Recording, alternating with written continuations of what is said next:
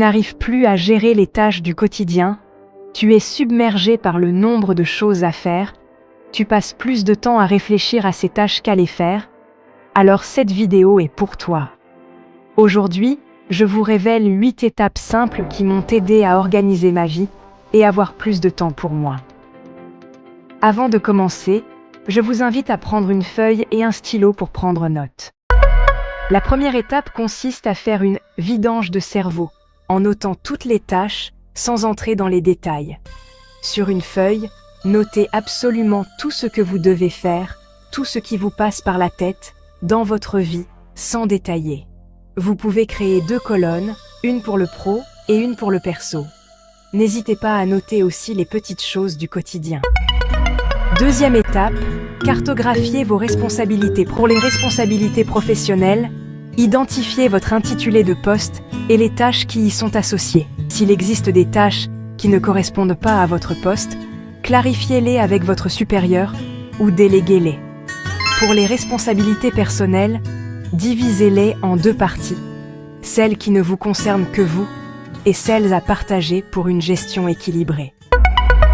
Troisième étape, le choix du système de gestion des listes, application ou carnet.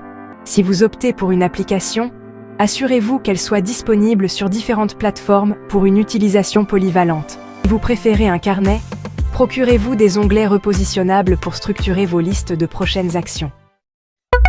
La 4e étape consiste à reformuler vos responsabilités en listes claires.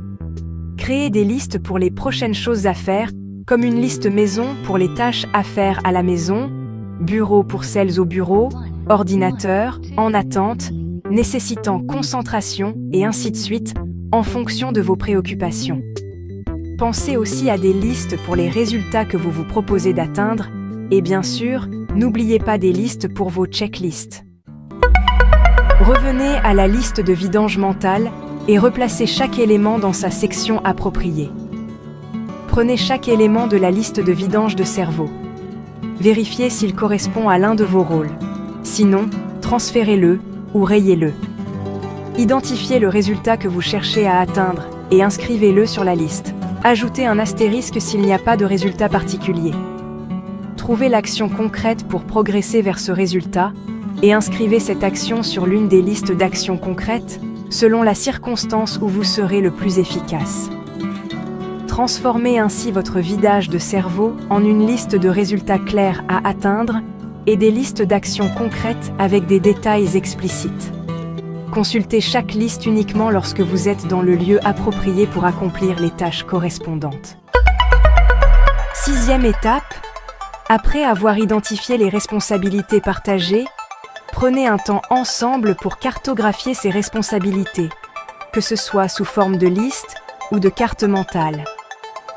Planifiez ensuite des réunions périodiques pour évaluer ce qui a été accompli et discuter des éventuelles modifications. Cela vous aidera à rester sur la même longueur d'onde et à ajuster le plan aux besoins. 7e étape, lâchez prise et laissez faire en déléguant des tâches. En déléguant, vous libérez du temps pour vous concentrer sur des tâches plus importantes ou pour apprendre de nouvelles compétences. C'est un excellent moyen de maximiser votre efficacité et de réduire le stress. 8e étape, maintenance régulière pour garder le système à jour. Afin de maintenir votre système à jour, je vous propose une session de maintenance hebdomadaire de 90 minutes ou une session quotidienne de 10 à 15 minutes. Étape 1.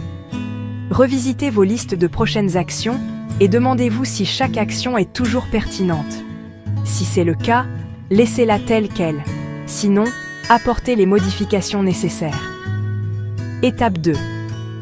Examinez votre calendrier pour les 15 prochains jours afin d'anticiper les événements à venir. Étape 3. Passez en revue vos résultats à atteindre pour vous assurer qu'ils sont toujours pertinents et alignés avec vos objectifs actuels. Un grand merci pour votre attention. Si vous avez trouvé ces conseils utiles, n'hésitez pas à vous abonner à notre chaîne pour encore plus de conseils sur la gestion du stress et de la charge mentale.